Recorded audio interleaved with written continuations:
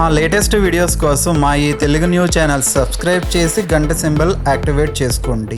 ఈ నెల 15వ తారీఖున అంటే జూన్ 15వ తేదీన అధిక అమావాస్య రాబోతుంది. ఇది చాలా శక్తివంతమైనది.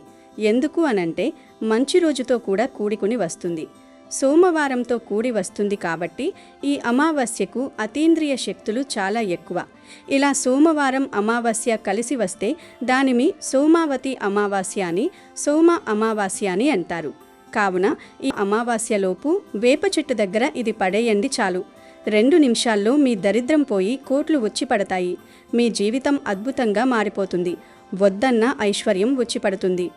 సాధారణంగా అమావాస్య అంటేనే పరిహారాలకు, దోష నివారణలకు ఒక గొప్ప సమయం అని మన పెద్దలు, పండితులు చెబుతుంటారు. ఈ రోజుకి విపరీత శక్తులు ఉంటాయని శాస్త్రాలు చెప్తున్నాయి. అయితే ఈ రోజున మీరు వేప చెట్టు దగ్గర మీరు ఇదొక్కటి పడేస్తే చాలు. మీ జాతకంలో ఉన్న దరిద్రం అంతా పోయి పట్టిందల్లా బంగారంలా మారి మీ సుడి తిరగడం ఖాయం. కేవలం 2 నిమిషాల్లో మీరు చేసే ఈ పని వల్ల లక్షలు కాదు కోట్లు వచ్చి పడే అవకాశం ఉంటుంది. ఇక మీకు తిరుగులేని రాజయోగం పడుతుంది. మీకున్న ధన సమస్యలన్నీ పోతాయి.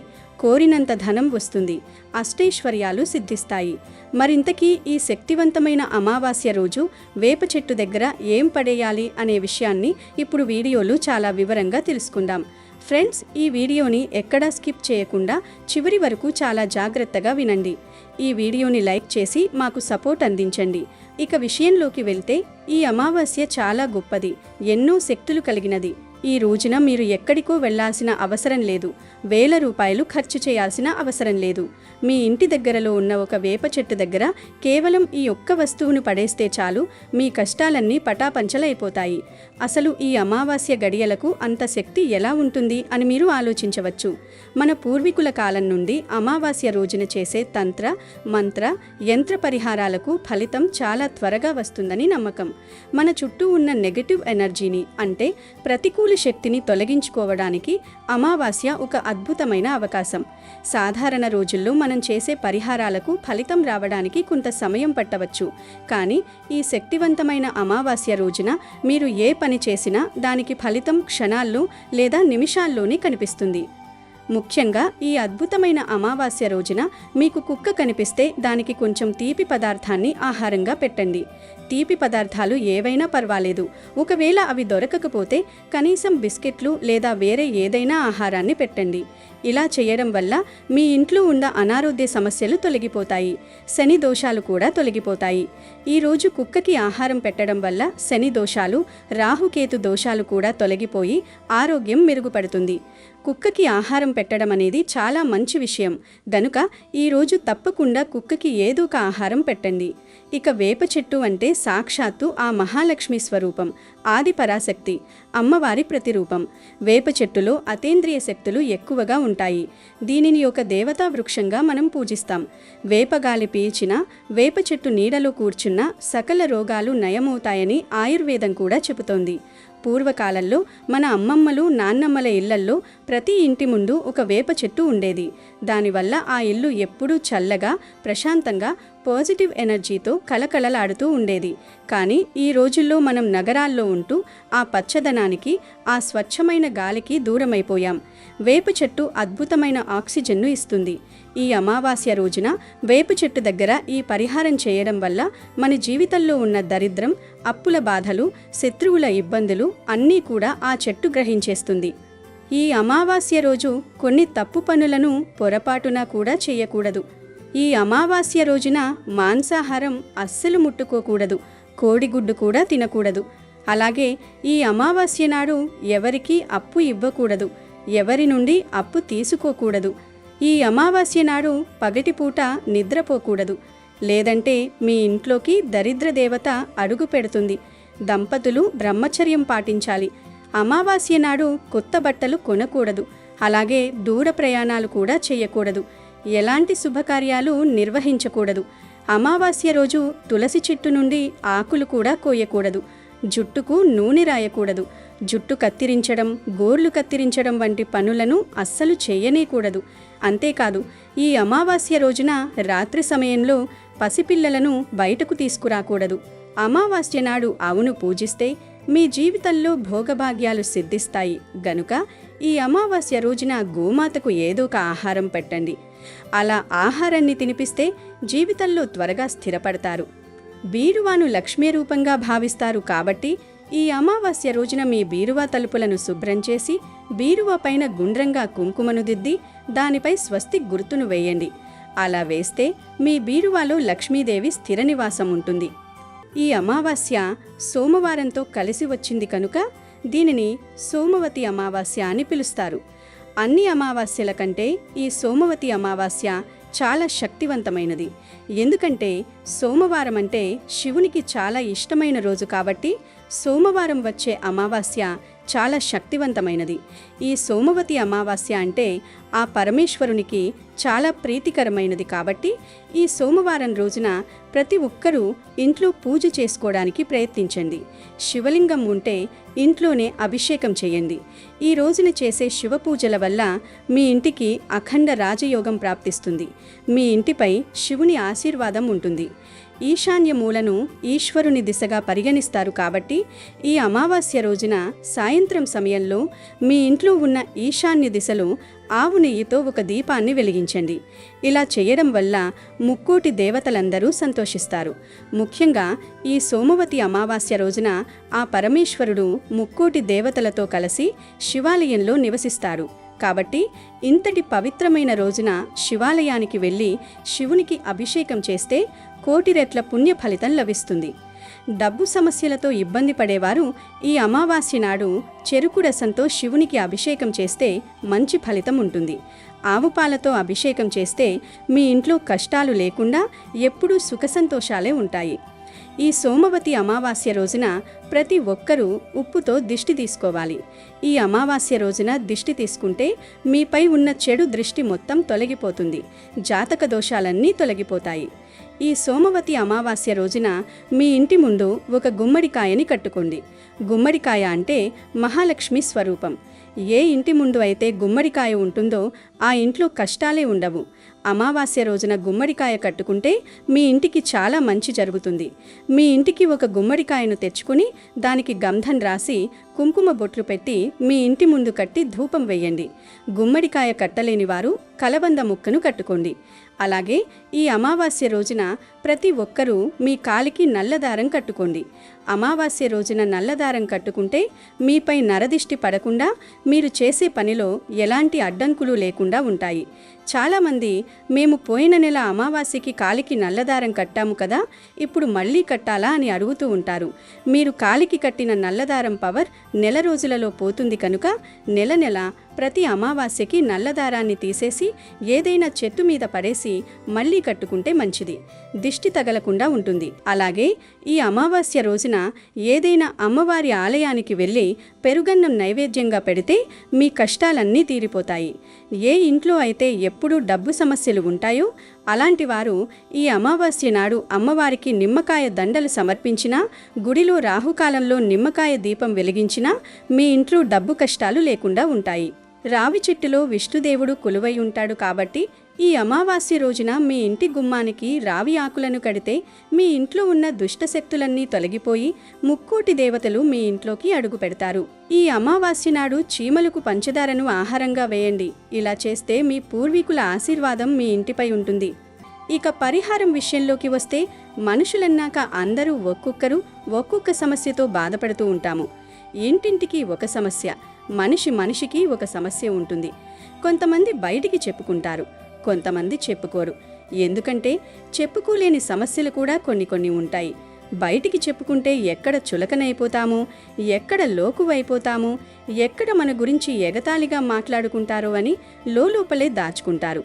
ఆ సమస్యలన్నింటినీ కూడా వేప చెట్టు దగ్గర చేసే ఈ పరిహారంతో తీసేసుకోవచ్చు. వేప చెట్టు అనేది చాలా శక్తివంతమైనది. వేప చెట్టు కూడా దేవతా వృక్షమే. వేప చెట్టుకు అతీంద్రియ శక్తులు చాలా ఎక్కువ. వేప చెట్టును లక్ష్మీదేవి స్వరూపంగా కూడా భావిస్తూ ఉంటారు. అంటే అమ్మవారు అలాగే సీతాదేవి కూడా ఈ చెట్టులో కొలువై ఉంటారు. అంత శక్తివంతమైనది వేప చెట్టు. కాబట్టి వేప చెట్టు దగ్గర ఈ పరిహారం చేస్తే ఖచ్చితంగా కొన్ని నిమిషాల్లోనే మీ చెడుని లాగేసుకుంటుంది. మీ ఇంటి దగ్గరలో ఉన్నటువంటి వేప చెట్టు లేదా కొంచెం దూరంగా ఉన్నటువంటి వేప చెట్టు దగ్గరికి వెళ్ళి ఈ పరిహారం చేసుకోండి. వేప చెట్టు పచ్చదనం, ఆ చెట్టు ఇచ్చే ఆరోగ్యాన్ని, చల్లని గాలిని మనకు ఏ ఫ్యాన్లు, కూలర్లు, ఏసీలు కూడా ఇవ్వలేవు. వేప చెట్టు అద్భుతమైన ఆక్సిజన్ను ఇస్తుంది. వేప చెట్టు కింద కాసేపు కూర్చుని ఆ గాలిని పీల్చుకున్నా కూడా మనకు ఉన్న 100 రోగాలు తగ్గుతాయి. అంత ఆరోగ్యకరమైన గాలిని వేప చెట్టు అందిస్తుంది. వేప చెట్టు ఉన్న చోట ఒక మంచి పాజిటివ్ శక్తి ఉంటుంది. పూర్వం అందరూ తమ ఇంటి దగ్గర ఒక వేప చెట్టుని పెంచుకునేవారు. వేప చెట్టు ఉన్న ఇంట్లో గొడవలు, సమస్యలు తక్కువగా ఉండేవి. ఆరోగ్యం కూడా బాగుండేది. వేప ఆకులు కూడా మనకు ఆయుర్వేద పరంగా చాలా మంచివి. ఒక గుప్పెడు వేపాకులను మీరు ఈ అమావాస్య రోజున స్నానం చేసేటటువంటి నీటిలో వేసుకుని స్నానం చేసినట్లయితే మీకున్నటువంటి అనారోగ్య సమస్యలు, పితృదోషాలు, శాపాలు, శని దోషాలు అన్నీ కూడా తొలగిపోయి మీరు పట్టిందల్లా బంగారమవుతుంది.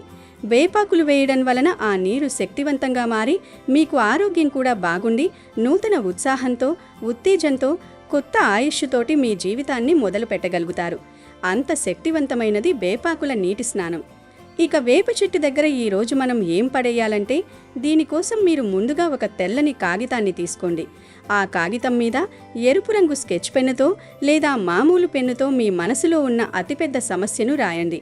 ఉదాహరణకు, నా అప్పులు త్వరగా తీరిపోవాలి అని కానీ, లేదా నాకు రావాల్సిన ధనం త్వరగా రావాలి అని కానీ, లేదా మా ఇంట్లో గొడవలు తగ్గి ప్రశాంతత ఉండాలి అని కానీ, మీకు ఏది ముఖ్యమో అది రాయండి. సమస్య ఏదైనా పర్వాలేదు, కానీ ఒకే ఒక సమస్యను బలంగా రాయండి. ఇలా రాసిన తర్వాత ఆ పేపర్ మధ్యలో ఒక స్పూను నల్ల ఆవాలు వేయండి. నల్ల ఆవాలు అనేవి మన చుట్టూ ఉన్న దిష్టిని, చెడును లాగేసుకోవడంలో, మన జీవితాన్ని అద్భుతంగా మార్చడంలో చాలా పవర్ఫుల్గా పనిచేస్తాయి. ఆ తర్వాత ఒక స్పూను కల్లుప్పు లేదా రాళ్ళ ఉప్పును ఆ పేపర్లో వేయండి. ఉప్పు అంటే సాక్షాత్తు లక్ష్మీదేవి స్వరూపం. ఉప్పు లేని ఇల్లు ఉండదు, ఉప్పు లేని పూజ ఉండదు. దిష్టి తీయడానికి ఉప్పును మించిన వస్తువు మరొకటి లేదు. గనుక ఉప్పు వేసి తర్వాత అందులో చిటికెడు కుంకుమను వేయండి. కుంకుమ సౌభాగ్యానికి గుర్తు. అలాగే ఎరుపు రంగు శక్తికి చిహ్నం. అలాగే 4 ఎండుమిరపకాయలను ఆ పేపర్లో పెట్టండి.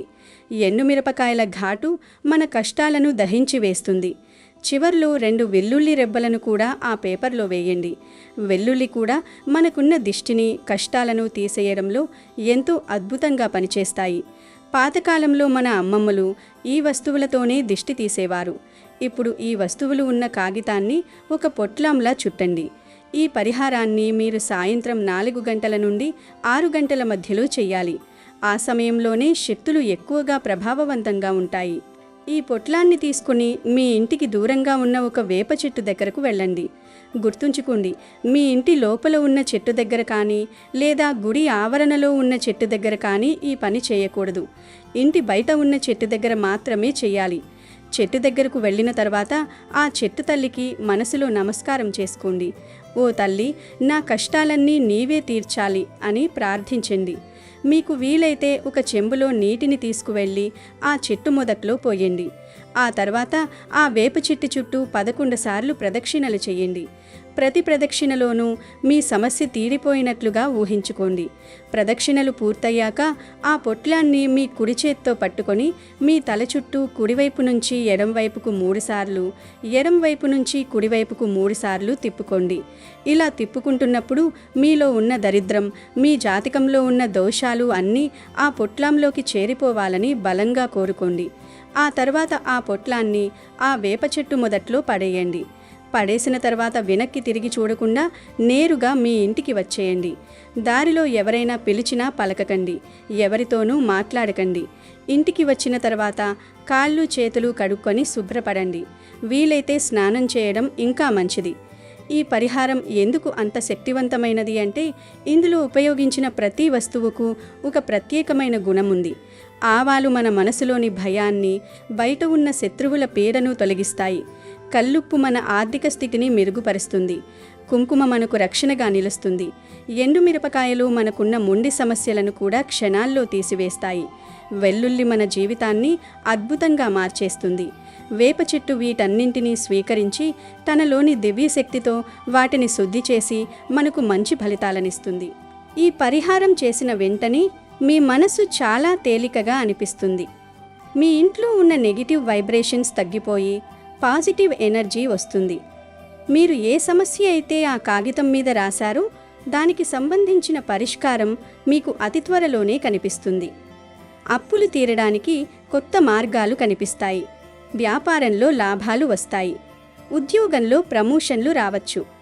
సాక్షాత్తు ఆ అమ్మవారే మీ చేయి పట్టుకుని నడిపిస్తున్న అనుభూతి మీకు కలుగుతుంది. ఈ అమావాస్య అనేది ఒక గొప్ప అవకాశం. ఇటువంటి రోజులు మళ్ళీ మళ్ళీ రావు. మన తాతలు ముత్తాతలు అనుసరించిన ఇటువంటి చిన్న చిన్న చిట్కాల్లో ఎంతో నిగూఢమైన అర్థం ఉంటుంది. వేప చెట్టు గాలి పీల్చడం వల్ల మన ఒంట్లో ఉన్న అనారోగ్యం ఎలా తగ్గుతుందో అలాగే ఈ పరిహారం చేయడం వల్ల మన జాతకంలో ఉన్న దోషాలు కూడా అలానే తొలగిపోతాయి. అమావాస్య రోజున మీరు స్నానం చేసే నీటిలో ఒక గుప్పెడు వేపాకులు వేసుకుని స్నానం చేయండి. దీనివల్ల మీ చర్మరోగాలు తగ్గడమే కాకుండా మీ చుట్టూ ఉన్న దిష్టి కూడా వదిలిపోతుంది. మీరు పట్టిందల్లా బంగారమవుతుంది. మీ ముఖంలో కొత్త వర్చస్సు కనిపిస్తుంది. నూతన ఉత్సాహంతో మీరు మీ పనులను మొదలు పెట్టగలుగుతారు. రాజయోగం అంటే ఏదో ఆకాశం నుండి ఊడిపడదు. మన కష్టాలు తొలగి అదృష్టం కలిసి రావడమే నిజమైన రాజయోగం. మరొక ముఖ్యమైన విషయం ఏమిటంటే దీని గురించి ఎవరికీ ముందుగా చెప్పకండి. నేను ఇలా చేస్తున్నాను అని 10 మందికి చెబితే ఆ పరిహారానికున్న శక్తి తగ్గిపోతుంది. ఇది ఒక రహస్య పరిహారం. మీరు చేసుకున్న తర్వాత ఫలితం వచ్చినప్పుడు కావాలంటే ఇతరులకు చెప్పవచ్చు. అలాగే పొట్లం పడేసిన తర్వాత వెనక్కి తిరిగి చూడకపోవడం అనేది చాలా కీలకం. ఎందుకంటే మనం మన కష్టాలను దరిద్రాన్ని అక్కడ వదిలేసి వస్తున్నాం. మళ్ళీ వెనక్కి చూస్తే అవి తిరిగి మనల్ని వెంబడిస్తాయి. కాబట్టి ఆ నియమాన్ని తూచా తప్పకుండా పాటించండి. మీ జీవితంలో ఎంతటి కటిక దరిద్రం ఉన్నా, ఎన్ని సంవత్సరాల నుండి అప్పుల ఊబిలో కూరుకుపోయి ఉన్నా ఈ అమావాస్య మీ జీవితంలో ఒక కొత్త వెలుగును నింపుతుంది. లక్షలు కాదు, కోట్లు వచ్చి పడే అవకాశం ఉంది. అంటే అది మీ అదృష్టాన్ని బట్టి ఉంటుంది. కానీ ఖచ్చితంగా మీ ఆర్థిక స్థితి అయితే మెరుగుపడుతుంది. మీకు ఎటువంటి కష్టాలు ఉన్నా ఈ వేప చెట్టుకు చెప్పుకుంటే చాలు. ఆ తల్లి అంతా వింటుంది, మన కష్టాలను తీరుస్తుంది. ఈ ప్రకృతి మనకు ఎన్నో వరాలను ఇచ్చింది. అందులో వేప చెట్టు ఒకటి. దానిని సరైన సమయంలో సరైన పద్ధతిలో వాడుకుంటే మన జీవితమే మారిపోతుంది. గనుక ఈ అద్భుతమైన అమావాస్యను అస్సలు వదులుకోకండి. ఈ వేప చెట్టు పరిహారం చేసి శుభ ఫలితాలను పొంది సంతోషంగా జీవించండి. వీడియో నచ్చితే లైక్ చేయండి, షేర్ చేయండి, బట్ సబ్స్క్రైబ్ చేసుకోవడం మర్చిపోవద్దు.